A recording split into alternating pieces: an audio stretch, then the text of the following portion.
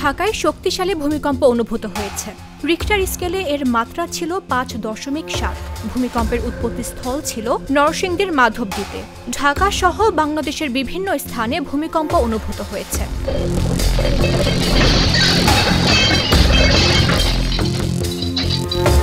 মানুষের মধ্যে যখন স্বাভাবিকভাবেই আতঙ্ক বাড়ছে, ঠিক তখনই সামাজিক যোগাযোগ মাধ্যমে ছড়িয়ে পড়েছে নানা ধরনের গুজব।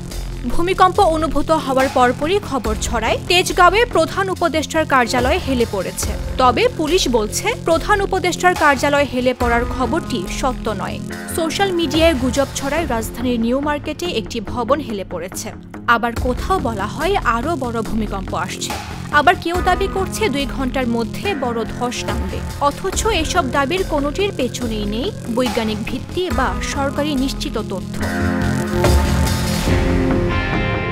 বাংলাদেশ আবহাওয়া অধিদপ্তর ও ভূতাত্ত্বিক গবেষণা সংস্থাগুলো স্পষ্টভাবে জানায়, কোনো দেশেই আগাম সময় তারিখ ধরে ভূমিকম্পের পূর্বাভাস দেওয়া সম্ভব নয়।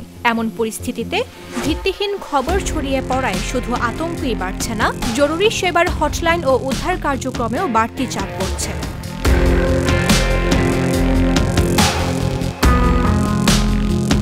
আইনশৃঙ্খলা রক্ষাকারী বাহিনী বলছে, ভূমিকম্পকে কেন্দ্র করে ভুয়া পোস্ট বা ভয় ছড়ানোকে সাইবার অপরাধ হিসেবে বিবেচনা করা হবে।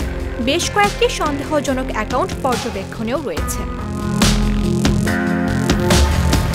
বিশেষজ্ঞরা বলছেন, ভূমিকম্প পরিস্থিতিতে জনগণের সবচেয়ে প্রয়োজন সচেতনতা। কিভাবে নিরাপদে থাকতে হবে, কোথায় আশ্রয় নিতে হবে, আর কোন তথ্যকে সত্য ধরে নেওয়া উচিত। আতঙ্ক নয়, প্রয়োজন সঠিক তথ্য এবং দ্রুত প্রস্তুতি।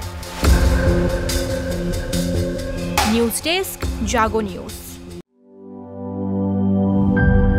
দুধার চকলেটে একাকার হয়ে ওঠা প্রাণ লেয়ার সম্পর্কের মিষ্টি ম্যাজিক।